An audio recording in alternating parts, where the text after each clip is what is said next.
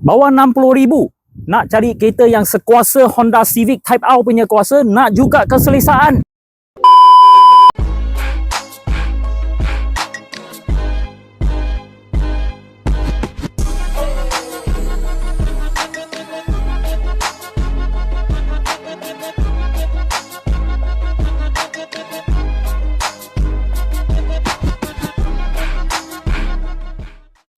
Halo nih guys, apa khabar?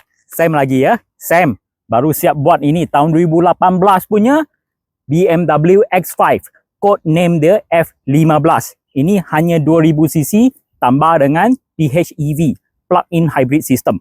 Kuasa dia 313 horsepower dengan 400 Nm. Dia punya kuasa horsepower kurang sikit 3 horsepower daripada Honda Civic, tetapi torque dia lebih tinggi 30 banding dengan Honda Civic Type R. Tapi ini ada keselesaan kepada toke-toke besar yang nak keselesaan, nak juga power dia ada. Ini juga pilihan dia. Berapa? Harga dia hanya 58,800 sahaja, boleh bawa balik kereta ni. Ini kereta juga boleh masuk bank, boleh buat full loan, boleh bayar sehingga 8 tahun lagi. Kepada anda, nama juga ada masalah punya seperti masalah dokumen, SITOS, SIKRIS, boleh cuba call Sam, nombor tertera di bawah. Sam cuba bantu masalah anda. Mari kita tengok bahagian dalaman, start dari papan pintu bahagian hadapan. Brake pedal, carpet steel semua original lagi . Ini depan 2 seat pun electronic adjust seat. Ini datang dengan macam semi bucket seat. Leather original. Ini warna coklat pun special color. Kebanyakan X5 ialah warna hitam. Semua full original lagi. Mileage pun tak tinggi. Air drive dia. Ini steering M Sport yang baru. Siap pedal shift semua. Kita tengok dia punya mileage hanya tak sampai 100,000. Mari kita tengok bahagian belakang, start dari papan pintu yang cantik. Kapet juga original. Belakang ni ada infotainment system, 2 TV. So anak-anak kalau jalan jauh boleh tengok DVD dekat belakang. Leather seat yang cantik. Ini equip dengan ISOFIX ya. Ini kereta juga belakang ada 2 roller blind. So belakang penduduk dia duduk dengan selesa.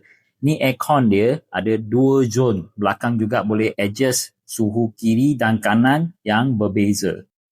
Ni kereta datang dengan pedal shift, lampu dan wiper juga full automatic. Ni kereta high spec, datang dengan panoramic sunroof.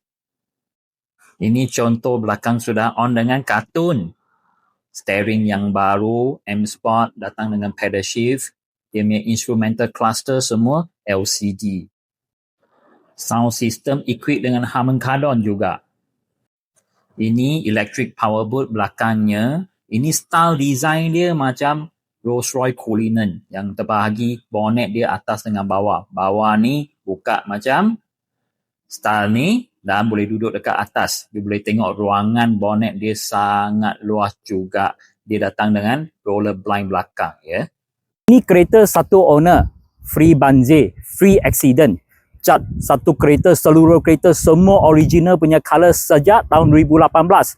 Mileage dia pun tak tinggi, hanya dalam lingkungan 90,000 sahaja. Keadaan kereta semua ada jaminan. Kalau berminat, sila luangkan masa datang Sam punya kedai. Cuba kereta, kita bincang lanjut dari segi pinjaman anda. Terima kasih.